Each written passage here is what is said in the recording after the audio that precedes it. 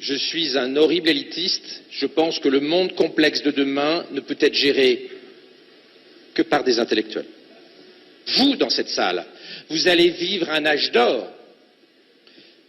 Et nous devons créer une société inclusive et trouver le moyen d'éviter qu'il y ait un gigantesque gap. Ce que Harari, dans Homo Deus, appelle des dieux et des inutiles, les dieux, vous, qui maîtrisez, contrôlez, managerez les technologies NBIC, les technologies transhumanistes, et les inutiles, les gens moins favorisés qui auront du mal dans le monde compliqué dans lequel nous rentrons, et les gilets jaunes. C'est la première manifestation de ce gap intellectuel insupportable que nous sommes en train de créer entre les winners, les dieux d'Harari, et les losers, les inutiles.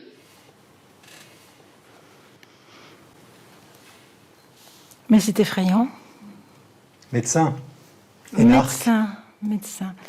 Je pense que Hitler ne disait peut-être pas les choses aussi directement.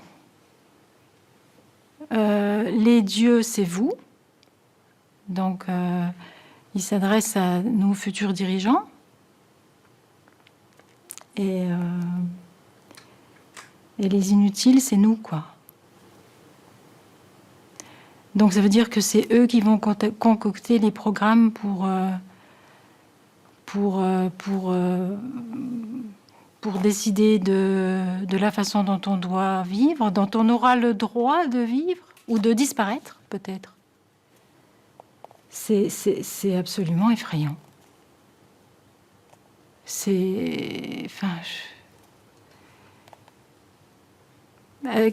Et que ce soit dans le cadre de l'enseignement, à des jeunes filles, des jeunes hommes qui sont déjà tellement confortés dans leur supériorité par notre système éducatif. Il paraît qu'à l'Assemblée nationale, il y a une députée qui s'est fait surnommer Bac-2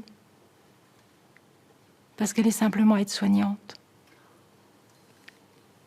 C'est vous dire le mépris de notre classe dirigeante. Donc si nous sommes les inutiles, si nous disparaissons, ça n'est pas grave. Mais c'est vrai que déjà, dans les maisons de retraite, nos aînés ont une espérance de vie résiduelle. Donc, résiduelle, ça veut dire qu'ils font déjà du rabat. Donc, on peut les faire disparaître. Dans le silence, porte de chambre fermée. Ouais, ça me donne juste envie de pleurer, je suis désolée, mais c'est épouvantable. Qu'est-ce qu'on a fait à nos aînés? Qu'est-ce qu'on est en train de faire à nos enfants? Quand est-ce que les gens vont ouvrir les yeux et réagir? Quand? Quel prochain décret de loi faudra-t-il pour que les gens puissent protester et empêcher ça? Parce que c'est pas dans 10 ans. C'était proposé l'année dernière. Et c'est ce qui arrive aujourd'hui. Qu'est-ce que ça veut dire? On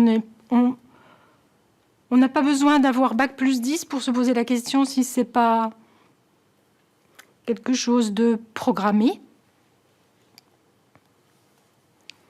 On a le droit de s'interroger, c'est notre devoir. Puisque maintenant on a la possibilité d'avoir accès à l'information, c'est tout ce qui nous reste. Moi, j'ai plus la télévision depuis 15 ans, donc je suis désintoxiquée. Donc je vais chercher mes informations ailleurs. Tout le monde peut le faire. Tout le monde peut le faire.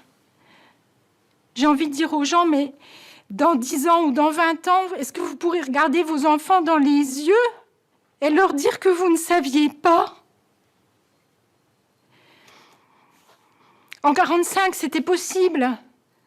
Bien que j'ai 2 grands-mères qui savaient parfaitement ce qu'on faisait des Juifs quand on les mettait dans des trains.